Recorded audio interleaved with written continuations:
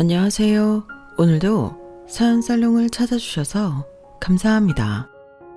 결혼 3년차 여성이에요. 저희 부부는 이혼한 시어머니와 위아래층에 살고 있어요. 어머님께서 작년에 아버님과 이혼을 하시고 저희 윗집으로 이사를 오셨거든요. 이혼한 시어머니와 위아래층에 산다고 하면 다들 불편하지 않냐고 하는데 꼭 그렇지만은 않아요. 저는 얼마 전에 출산을 하고 집에서 한창 산후조리 중이거든요. 요즘은 대부분 출산 후 산후조리원을 이용한다고 하지만 저는 성격상 그렇게 갇혀서는 못 지내겠더라고요. 그러던 차에 저희 시어머니께서 산후조리를 맡아주시겠다고 하셔서 어머님 도움을 받고 있어요. 아무래도 시어머니한테 산후조리를 받는 게 친정엄마한테 받는 것처럼 편하지는 않아요. 그래도 다행이라고 할까요? 지난해 저희 시댁에서 벌어졌던 사건 때문에 1년 정도 어머님과 위아래층에 살다 보니 전보다 어머님과 많이 가까워져서 불편하지만은 않더라고요. 오히려 어느 때보다도 화기애애하게 집안 분위기가 좋아서 요즘 같으면 걱정이 없겠다 싶어요. 그럼 그렇게 잘 지내고 있는데 왜 제가 사연을 보내게 되었느냐?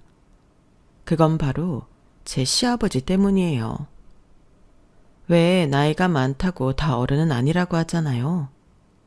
제 시아버지는 70이 다 되어가는데도 엄청 이기적인 데다 철도 없고 상대를 배려하는 마음이 쥐똥만큼도 없는 분이세요. 저희 시어머니와 이혼을 하는 과정에서 아버님이 벌였던 행동을 보면 같은 여자로서 어머님이 너무 불쌍하고 안타까울 정도였어요. 그래서 이 자리를 빌어 저희 시아버지의 만행에 대해 폭로하려고 합니다. 저는 딸이 귀한 집에서 태어났어요. 저희 아빠가 5남매 중 막내인데 그중 딸을 가진 집은 저희뿐이거든요.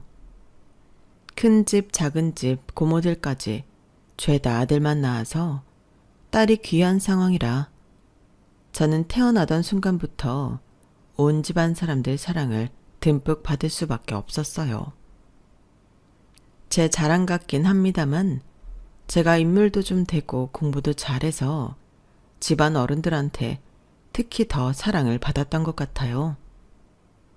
저희 집에서도 아빠와 두 오빠는 저라면 껌뻑했는데요. 그와 반대로 저희 엄마만큼은 저한테 굉장히 엄격하셨어요. 다들 오냐오냐 하면 버릇이 없어진다는 게 이유였죠. 어릴 때는 저희 엄마가 내 친엄마가 아닐 거라는 생각도 했어요. 그러지 않고서는 나한테 이렇게 매정할 수가 없다고 생각했거든요. 그래서 친엄마를 찾겠다고 집을 나간 적도 있어요. 물론 대문을 나서기도 전에 태권도 학원에서 돌아오던 작은 오빠한테 붙잡혀서 미수에 그치긴 했지만요. 그 일이 있고 엄마는 전보다 제게 유해지시기는 했지만 그래도 아빠나 오빠들에 비하면 여전히 엄격한 편이셨어요. 생각해보면 그때 엄마라도 제게 회초리를 들어주었기 때문에 제가 멋대로 잘하지 않을 수 있었는지도 모르겠다는 생각이 들어요. 누군들 내 자식이 예쁘지 않겠어요? 그래도 나중에 부모 품을 떠나 세상에 나갔을 때 타인에게 폐를 끼치지 않고 온전한 성인으로 자립할 수 있도록 회초리를 드는 거겠죠. 그래서 어릴 땐 비록 엄마한테 서운한 게 많았지만 성인이 된 후에는 오히려 엄마한테 고마움을 느끼게 되었어요. 공부를 잘했던 오빠들처럼 저도 공부를 꽤 잘했어요. 고등학교도 이름 있는 외고에 진학을 했으니까요. 그래서 부모님도 꽤 기대를 하셨던 것 같아요. 제 고등학교 동창들만 해도 주로 아이비리그나 서울대, 연고대, 그 밖에 상위권 대학에 진학을 했으니까요. 하지만 저는 대학에 들어가지 않았어요. 정확히 말하자면 합격은 했지만 다니지는 않았으니까요. 그 일로 온 집안이 난리가 났었어요. 너 제정신이야? 이미 합격까지 한 대학을 왜 안 가겠다는 거야? 엄마, 나도 진지하게 생각하고 내린 결정이야. 순간 기분에 휘말려서 섣불리 내린 결정이 아니라고. 그러니까 나 좀 믿어줘. 그러자 엄마는 화살을 아빠한테 돌렸어요. 이게 다 당신 탓이야. 아니, 그게 왜 나 탓이야? 내가 뭘 했다고? 몰라서 물어? 멀쩡하다 내가 유럽 여행 다녀오고 나서 이렇게 변한 거 아니야. 아직 성인도 안 된 애를 왜 혼자 유럽 여행은 보내서 헛바람이 들게 하냐고. 당신이 정원이를 보내지만 않았어도 이런 일은 없었을 거란 말이야. 이제 어떡할 거야? 어떻게 할 거냐고? 엄마가 다그치자 아빠는 아무 말도 못 하셨어요. 괜히 저 때문에 아빠만 곤란한 처지가 된 거였죠. 아빠는 제가 대학에 합격하자 합격 선물로 유럽 여행을 보내주셨어요. 처음부터 여행을 보내주시려고 했던 건 아니고 제가 유럽 여행을 가고 싶다고 말씀드린 거였어요. 태어나서 처음으로 혼자 여행을 떠나보니 그동안 내가 얼마나 부모님한테 의존하고 살았는지 알 수 있었어요.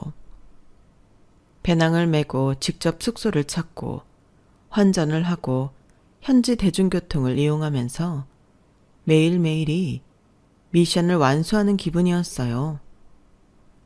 3년간의 수험 생활에서 벗어나 머리를 식히려고 했던 계획과는 달리 전보다 더 생각해야 할 것도 많고 고민도 늘어갔어요.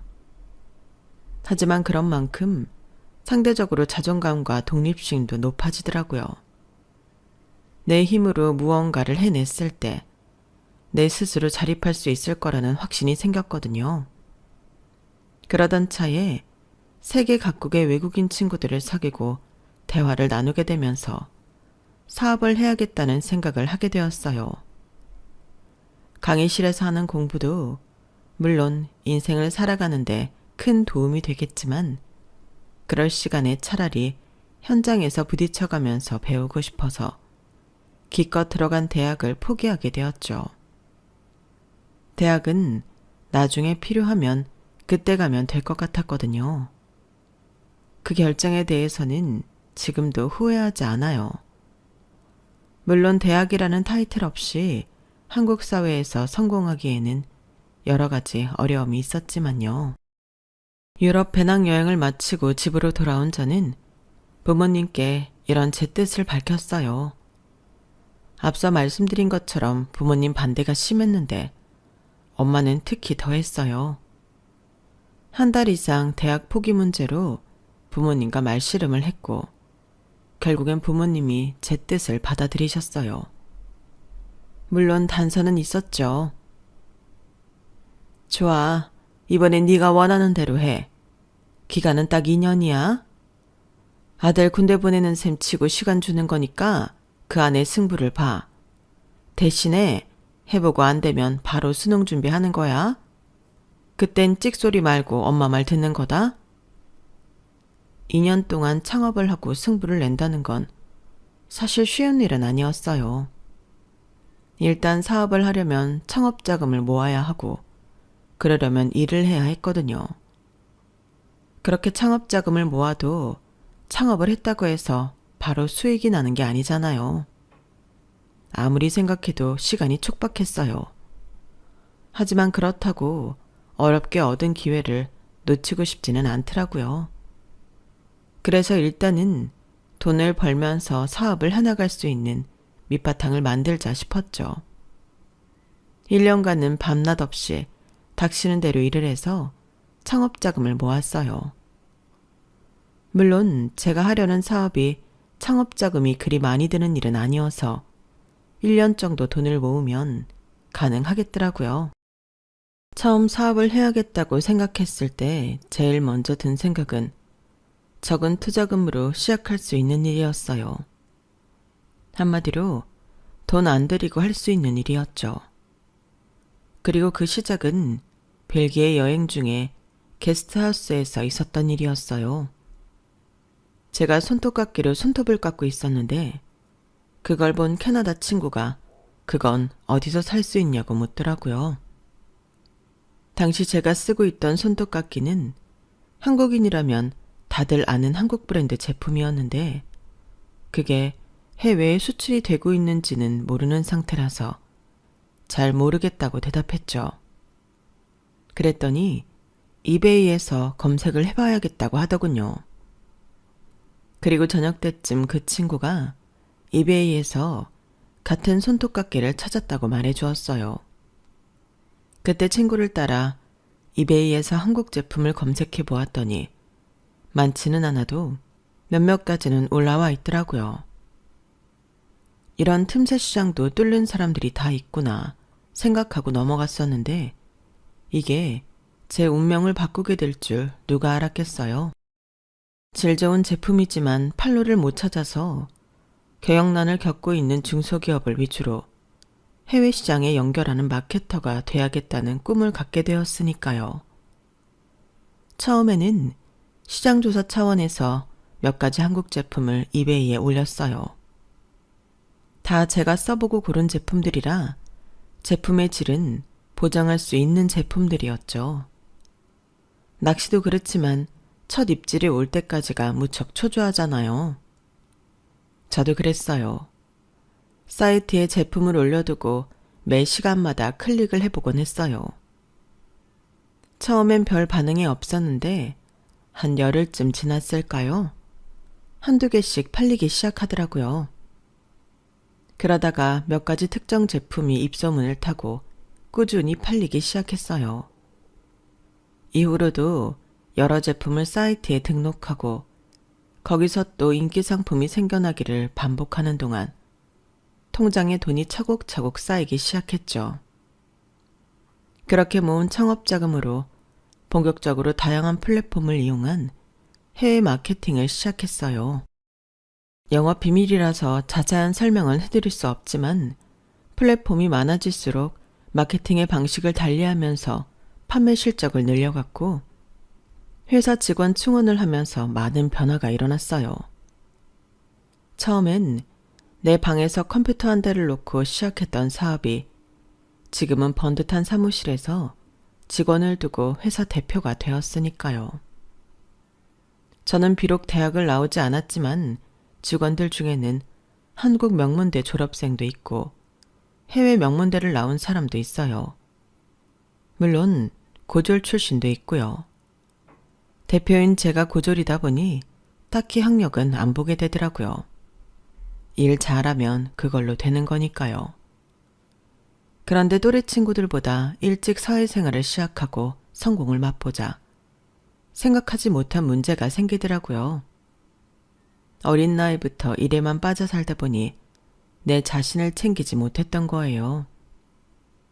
스트레스를 제대로 해소하지 못한 채 일에만 빠져 살다 보니 어느 날 갑자기 생긴 공황장애로 인해 한순간에 일상이 셧다운 돼버렸지 뭐예요. 당시 큰오빠가 대학병원에서 레지던트를 하고 있었는데 제 상태를 보더니 대학 선배인 정신과 전문의한테 가보자고 하더라고요. 이럴 땐 혼자 끙끙 싸매지 말고 의사를 찾아가 상담을 받는 게 낫다면서요.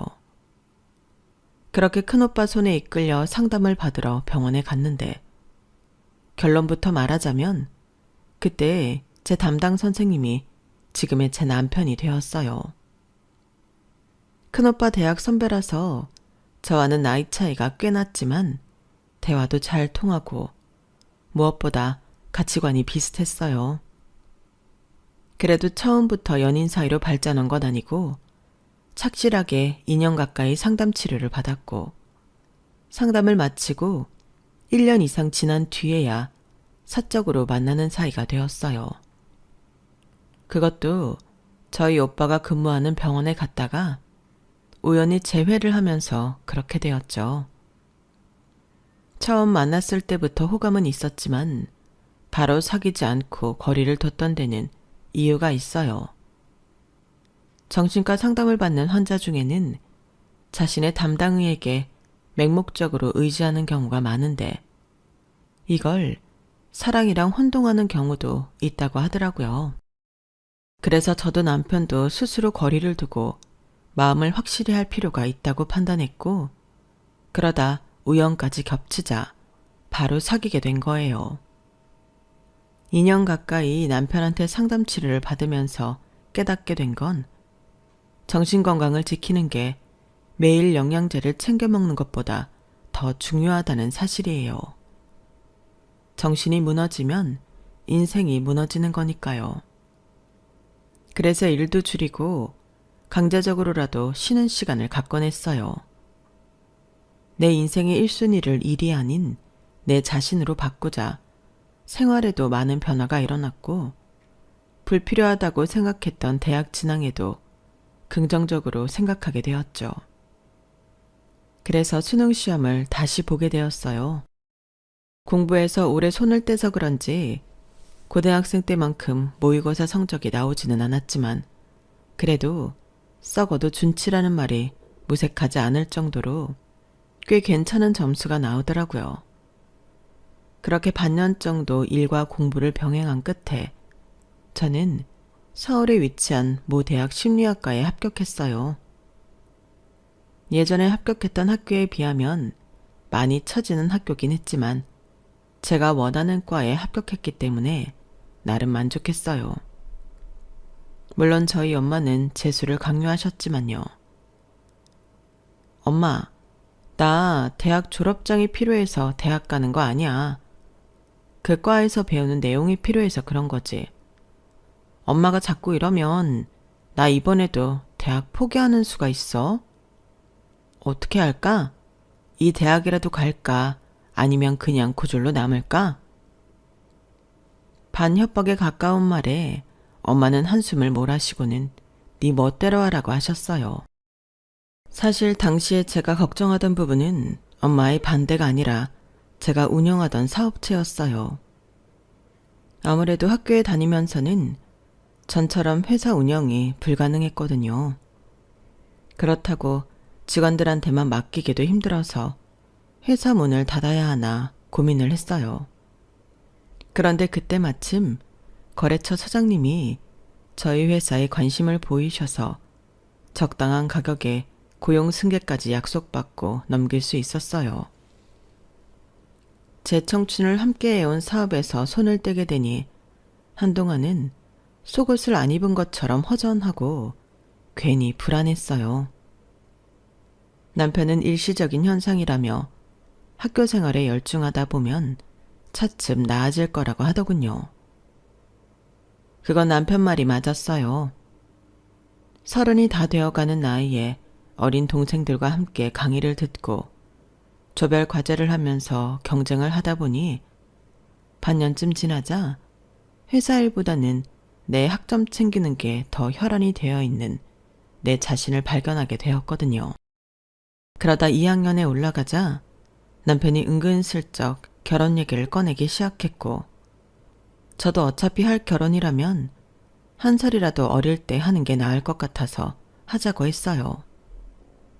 다만 제가 학생 신분이다 보니까 방학 기간에 결혼식과 신혼여행을 가는 게 좋겠다는 결론을 내리게 되었죠. 여름과 겨울 둘 중 하나를 선택해야 했기에 겨울에 하기로 했어요.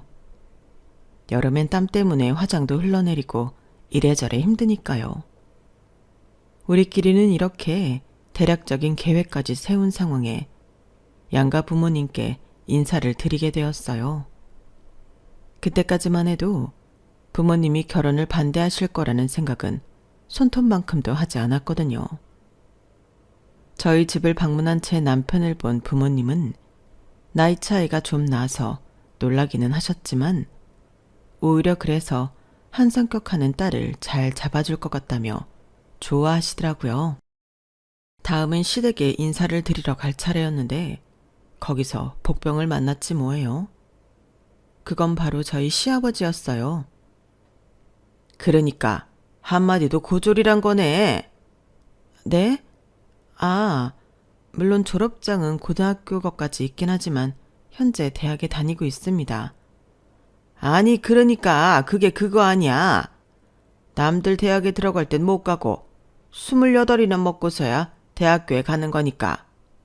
한마디로 졸업장은 없다는 얘기잖아. 안 그래? 네, 맞습니다. 그런데 아버님, 대학 졸업장이 그렇게 중요한가요? 저는 정말 아버님의 의중이 궁금해서 물은 말이었는데 저희 그런 질문이 아버님 심기를 불편하게 했던 모양이에요. 그걸 지금 질문이라고 하는 거야? 아니, 내 아들은 우리나라에서 최고로 좋다는 대학을, 그것도 의대를 나온 의사인데 마누라가 되겠다는 사람이 고졸인 게 아무렇지도 않단 거야? 이게 무슨 개풀 뜯어먹는 소리야? 예전으로 치면 열쇠를 3개는 가지고 와야 혼인이 가능한 상대라고. 28이면 세상 물정 모를 나이도 아닌데 어디서 그런 철딱서니 없는 소리를 하고 있어? 됐고, 더 들어볼 필요도 없어. 난 이 결혼 반대다. 그쪽도 그렇게 알고 일찌감치 다른 사람 찾아봐. 아버님은 그 자리에서 저는 안 된다고 못을 박으시곤 자리에서 일어나셨어요. 그 바람에 당황한 남편과 어머님은 어쩔 줄 몰라 했죠. 어머님은 그래도 집에 온 손님인데 밥이라도 먹여서 보내야지 않겠냐고 하셨지만 그 바람에 아버님은 제 앞에서 어머님께 핀잔을 주셨어요. 당신 제정신이야? 내 며느리가 될 사람도 아닌데 왜 내 집에서 밥을 먹여? 당신이 본 돈으로 차린 밥상이야? 왜 당신 멋대로 밥을 주네마네 하냐고. 당신도 그런 쓸데없는 소리 할 거면 방에 들어가서 TV나 봐. 괜히 가장이 하는 일에 토달고 끼어들지 말고.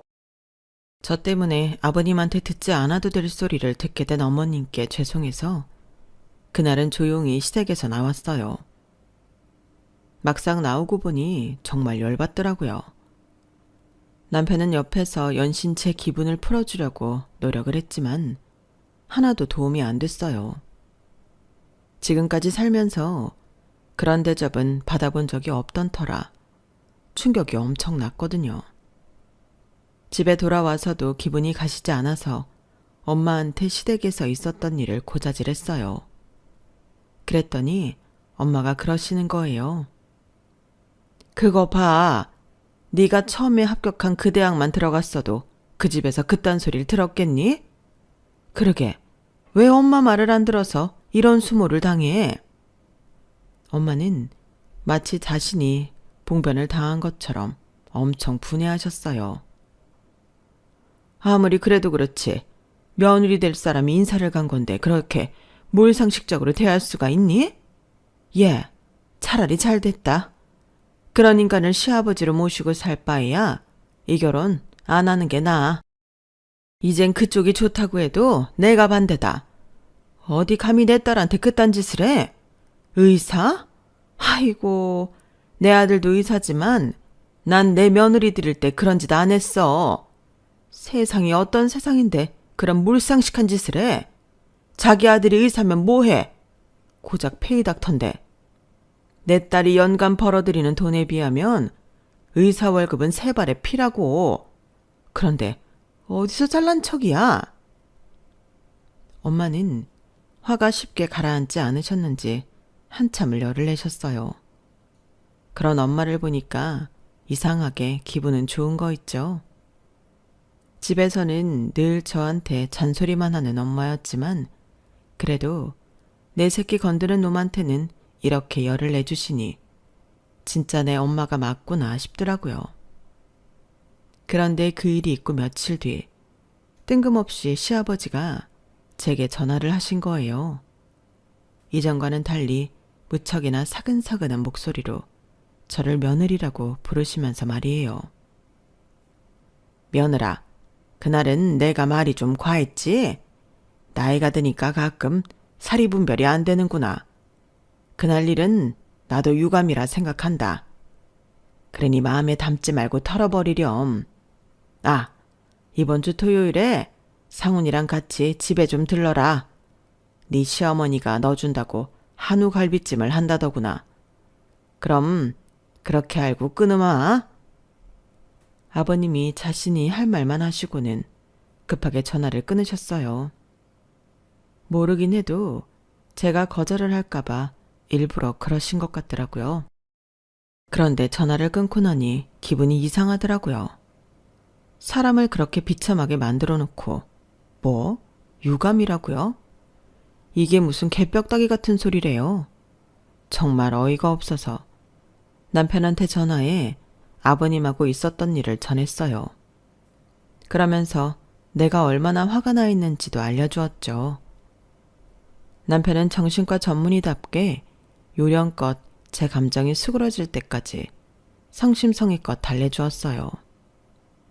남편 잘못이 아닌 건 알지만 내가 자기 아빠한테 받은 상처에 대해 아들인 죄로 어느 정도 노력을 하라는 생각으로 벌인 일이었지만 화가 풀리고 나니 조금 미안하긴 하더라고요.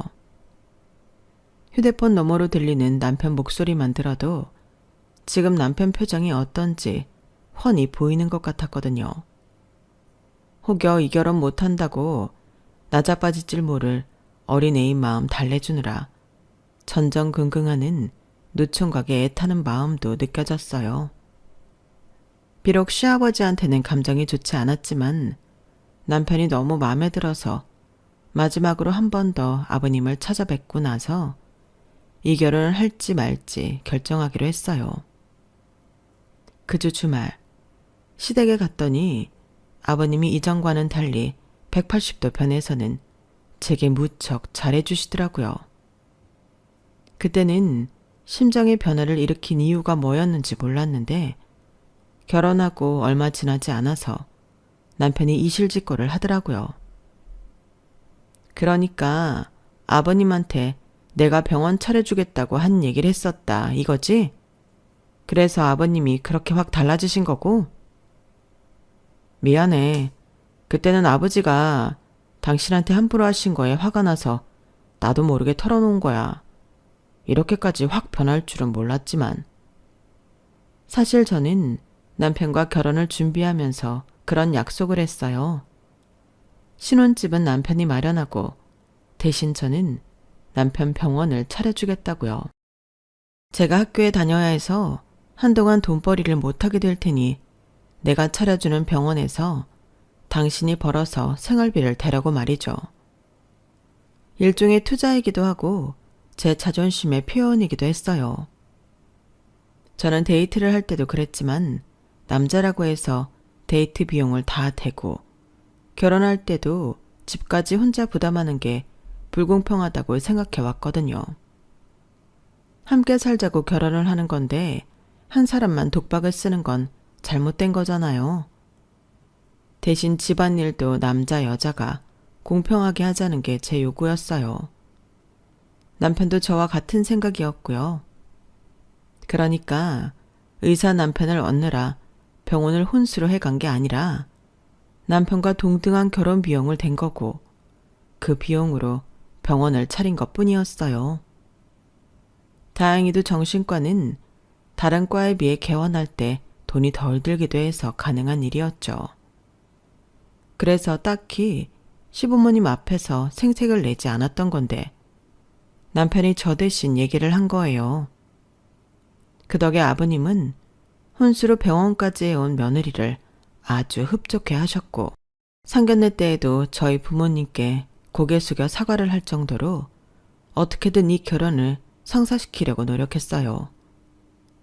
그때는 아버님이 왜 이렇게 돌변했는지 몰랐기 때문에 저도 그 사과를 받아들였어요. 그렇게 우리 부부는 결혼을 했고 결혼하고 2달쯤 지났을 무렵 시댁에 이상한 점을 발견하게 됐어요.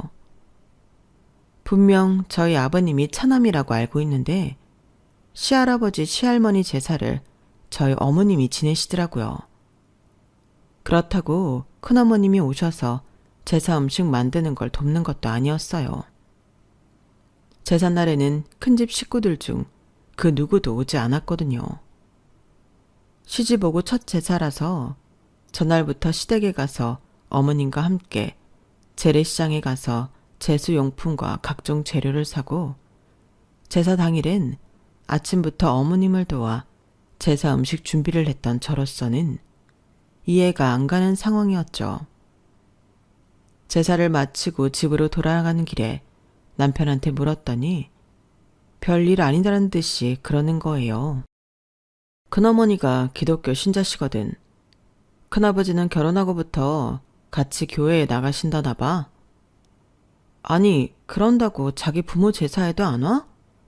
와서 절은 안 하더라도 음식도 같이 만들고 상도 같이 차려야지. 얘기 들어보니까 할아버지께서 돌아가실 때 장남이라고 큰 집에 땅도 더 주고 상가까지 주셨다던데 이게 말이 되냐고. 그럼 앞으로도 제사는 나랑 어머님이랑 둘이서 지내야 하는 거야? 40년 가깝게 그래 왔으니까 아마도 그렇게 되겠지? 할머니 제사 지낸 지 39년인가 됐고 할아버지는 10년 조금 넘었으니까. 아니다. 설이랑 추석날 차례 지내는 것까지 하면 40년이 넘게 제사를 지낸 셈인가? 와, 그러고 보니 오래 하긴 했네. 자기 힘들면 앞으로 나도 많이 도울게.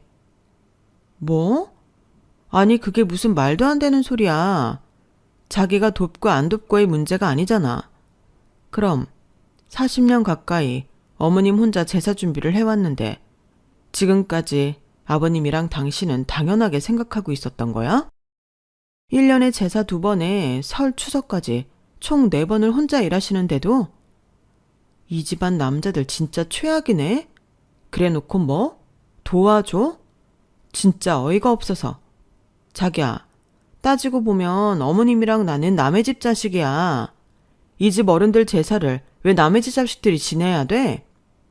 제사를 지내려면 아버님이랑 당신이 준비해서 지내야지. 안 그래? 그제야 남편은 몰랐던 사실을 이제야 알게 된 사람처럼 꽤나 놀라는 것 같았어요. 당신 말을 듣고 보니 그렇네. 그리고 큰아버님도 그래. 아니, 유산은 자기들이 많이 받아놓고 왜 장남 몫의 일은 어머님이랑 내가 해야 돼? 이건 너무 불공평하잖아. 설마 어머님 돌아가시고 나면 시할머니, 시할아버지 제사까지 나보고 지내라고 하는 건 아니지? 내가 미리 말하지만 난 절대 안 해. 억만금을 줘도 난 절대 안 한다고. 아무리 생각해도 너무 불합리한 처사였어요. 39년 동안 혼자 그 일을 다 해오신 어머님을 생각하니까 안타까운 마음과 미련하다는 생각이 동시에 들었어요. 저로서는 어머님이 왜 그렇게 살아오셨는지 도저히 이해가 안 가더라고요. 그래서 언젠가 어머님께 넌지시 제사 문제에 대해 물었어요. 그랬더니 어머님이 그러시더라고요. 처음 시집와서 한 몇 년 시집에서 함께 사셨는데 그때 저희 시할머니한테 구박을 많이 받으셨대요. 친정이 변변찮아서 혼수가 형편없었다는 이유 때문이었죠. 그때 시할아버지께서 시할머니 몰래 많이 저희 어머님을 도와주시고 위로도 해주셨던가 봐요. 가끔은 가족들 몰래 썬배 과자도 사다 주시고 용돈도 주시곤 했다더군요. 그런데 시할머니가 돌아가시고 맏며느리인 큰어머니께서 자기는 기독교 신자라 제사는 못 지낸다고 못을 박자 시할아버지께서 많이 서운해 하시더래요.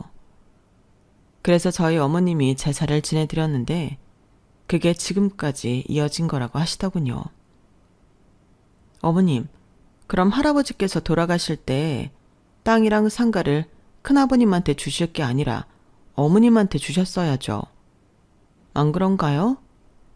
당신 제사밥 차려주는 사람한테는 아무것도 안 주시고 어쩜 이럴 수가 있어요? 어머님, 그럼 이렇게 해요. 내년이면 제사 지내오신 지 40년 되는 해잖아요. 어머님도 몇 년 뒤면 칠순인데 이젠 힘도 붙이실 테고 제사는 내년까지만 지내고 시제 올려요. 저희 친정도 할아버지 할머니 제사 시제 올려서 지금은 제사 안 지내거든요. 글쎄다. 네 시아버지가 그러라고 할지 모르겠구나. 하긴 나도 이젠 예전 같지 않아서 장 보고 음식하고 제기 닦고 나르는 것까지 힘에 부치긴 하더라. 이번엔 그래도 네가 있어서 그나마 편했던 거고 네 말대로 한번 얘기라도 해봐야겠다. 하지만 제사 문제는 어머님과 제 뜻대로 되지 않았어요. 아버님이 말도 안 된다고 펄펄 뛰셨거든요. 그래서 저도 제 나름대로 계획을 세웠어요.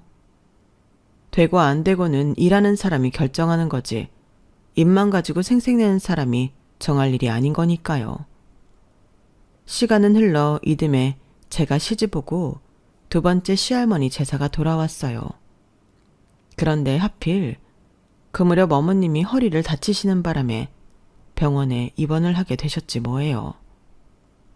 어머님이 다치신 건 안 됐지만 저는 차라리 잘 됐다고 생각했어요. 적어도 허리 핑계로 이번 제사는 안 지내도 되게 됐으니까요. 설마 아버님이 허리 다쳐서 입원해 있는 어머님한테 제사 음식하라고 하진 않으실 거 아니에요. 그러니까 이번엔 아무 걱정 마시고 병원에서 며칠 더 푹 쉬세요. 제가 저의 오빠한테 말해서 아버님께는 많이 위중한 것처럼 해달라고 할 테니까요. 그래도 제사를 안 지내는 건 마음에 걸리는데 어머님, 목마른 사람이 우물 판다고 했어요. 그렇게 제사가 중요하면 아버님이 음식을 사서라도 지내시겠죠. 그 정도도 안 하신다면 그런 제사 안 지내도 되는 거예요. 그렇다고 제가 혼자 제사 음식을 만들 수도 없고 어쩌겠어요? 이번 제사는 물 건너 간 거죠. 그러니까 어머님은 TV나 보시고 쉬세요. 제 말에 어머님도 조금은 안심하는 듯 보였어요. 어머님 저녁 식사까지 챙겨드리고 병원을 나선 저는 아버님께 전화를 드렸어요. 아무래도 이번 제사는 못 지내겠다고 말씀드렸죠. 그랬더니 대뜸 저보고 혼자 음식을 하라시는 거예요. 아버님, 어머님도 안 계시는데 제가 무슨 수로 제사 음식을 만들어요. 저 못해요. 그러자 아버님이 버럭 화를 내시며 해보지도 않고 왜 못한다는 소리를 하냐고 되려 화를 내시는 거 있죠. 그래서 안 되겠다 싶어 이번에야말로 제사를 끝내야겠다고 결심했어요. 그래서 일단 전화를 끊고는 큰아버님께 전화를 했어요. 이번 제사가 마지막 제사가 될 테니까 이번만큼은 큰어머님이랑 함께 저희 시댁으로 와달라고 말이죠. 처음엔 대답을 망설이시던 큰아버님은 어머님이 허리를 다치셔서 제가 음식 준비를 할 거라고도 덧붙였더니 미안하셨는지 밤에 들르시겠다고 하시더군요. 큰아버님의 확답을 들은 저는 아버님께 다시 전화해 음식은 집에서 준비해서 밤에 시댁으로 가져가겠다고 말씀드렸어요. 그리고 제사 당일 저는 마트에 가서 모듬전 한 팩과 술이랑 초, 그 밖에 제수용품을 사곤 아파트 상가에 있는 반찬 가게에 가서 나물도 3가지 샀어요. 탕 대신 쓸 소고기 묵국도 샀고요. 그렇게 시판 음식으로 제사 준비를 마친 저는 막 퇴근한 남편과 함께 시댁으로 향했어요. 그리곤 차 안에서 이번 제사가 마지막 제사가 될 거라는 것과 큰아버지 내외도 오늘 제사에 오실 거라고 미리 얘기해 두었어요. 남편도 제 얘기를 듣더니 알겠다고 하더군요. 그런데 막상 시댁에 도착해 보니 어머님이 주방에서 제기를 닦고 계시지 뭐예요. 어머님, 여기서 뭐 하고 계세요? 아니, 왜 벌써 퇴원하셨어요? 네 시아버지가 너 혼자 제사 준비한다고 전화했길래 왔어. 세상에, 이 음식을 혼자 다 한 거니? 세상에. 그때였어요. 아버님이 주방으로 들어오시더니 제가 가져간 음식을 보시고는 그거 봐라.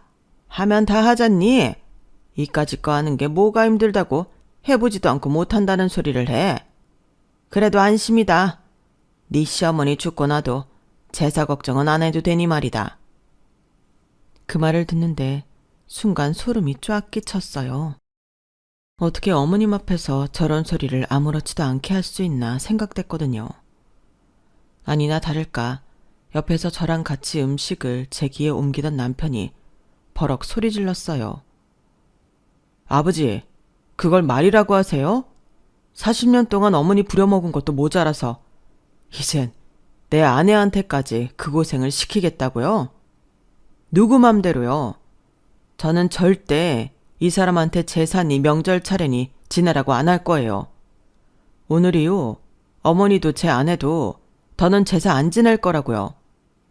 아버지는 돌아가신 부모님은 소중하고 아내와 며느리는 안중에도 없으세요? 어떻게 허리까지 다친 어머니를 불러 일을 시키세요? 그러고도 아버지가 남편이라고 할 수 있어요? 남편은 꽉 찐 주명을 부들부들 떨면서 말했어요. 그런데도 아버님은 별일 아니나른 듯이 핑계를 대셨어요. 누구는 제사를 지내고 싶어 그러냐? 형이랑 형수님이 종교적인 이유로 제사는 못 지낸다고 하니까 어쩌겠냐? 땅이고 상가고 다 형이 받았는데 내 손에 들어오는 건 하나도 없이 제사까지 떠안게 된 거 아니냐? 따지고 보면 내가 제일 큰 피해자야. 그때였어요. 막 현관으로 들어서던 큰어머님이 날카로운 목소리로 받아치셨어요. 어디서 거짓말이에요? 누가 땅이랑 상가를 받아요? 세상에 어쩜 그런 거짓말을 눈도 깜빡 않고 해요. 아버님 돌아계실 때 제사밥 챙겨줄 둘째 며느리한테 땅이고 상가고 다 주신다고 유언 남기셨잖아요. 그래서 우리는 동서가 그동안 고생한 것도 있고 해서 상속에 대한 유류분 반환 청구 소송도 안 냈어요. 그런데 뭐가 어쩌고 저째요? 그래 이놈아, 네 놈의 아무리 돈에 눈이 멀어도 그렇지 어떻게 형제도 속이고 네 가족도 속일 수가 있냐? 네가 이런 짓을 한 줄 알았으면 진작에 소송 내서 우리 몫을 찾아왔을 거야. 저런 걸 동생이라고 믿고 지금까지 살았다니. 아이고, 재수씨. 보아하니 재수씨는 이런 사실을 까맣게 몰랐던 것 같은데. 지금이라도 재수씨 목 찾으세요. 저 벼락 맞을 놈한테 뺏기지 마시고 재수씨 이름으로 명의 이전하시라고요. 필요하다면 내가 법정에 가서 증언 드리겠습니다. 그 말에 아버님은 자리에 주저앉아 버렸어요. 10년 넘게 모든 가족을 속이고 자신 혼자 유산을 독차지했던 사실이 밝혀졌으니 누가 아버님을 상대해 주겠어요. 결국 어머님은 아버님과 소송을 통해 이혼을 하셨고 큰아버님의 증언 덕분에 어머님은 어머님이 받아야 할 몫의 유산을 받으셨어요. 거기다 아버님 소유의 재산도 분할받으셨어요. 남의 노력을 이용해 자기 배만 불렀던 아버님은 아내한테는 황혼이혼을 당하고 형과는 절연당하고 하나뿐인 자식한테도 절연을 당하면서 비참하게 혼자 남겨지셨어요. 어머님과 이혼을 한 지 1년이 지난 지금까지도 툭하면 술에 취해 어머님 댁에 찾아와 욕설을 퍼붓고 이혼은 안 된다고 악을 쓰다가 접근 금지 명령까지 받으셨어요. 당연히 얼마 전에 태어난 손주 얼굴도 못 보게 되셨고요. 이런 아버님을 보면 저는 마이클 타이슨이 했던 말이 떠오르더라고요. 누구나 그럴싸한 계획을 가지고 있다. 링 위에 올라가 처맞기 전에는. 이미 링 위에서 장렬하게 맞고 쓰러지신 아버님께서 지금이라도 정신 차리시고 자신의 잘못을 뉘우치기 바랄 뿐입니다. 제사, 오랜 전통이라고 할 수 있겠지만 누군가의 희생이 심해지는 건 당연히 막아야 하지 않을까요? 누군가는 그러더군요. 정작 조상 덕분 사람들은 명절에도 해외에 있다고요. 지금까지 제 사연을 들어주셔서 감사합니다. 항상 건강하시고 행복하세요. 여러분, 사연 댓글에 응원과 현명한 조언 부탁드려요. 좋아요와 구독은 저에게 큰 힘이 됩니다. 오늘도 좋은 일 가득하세요.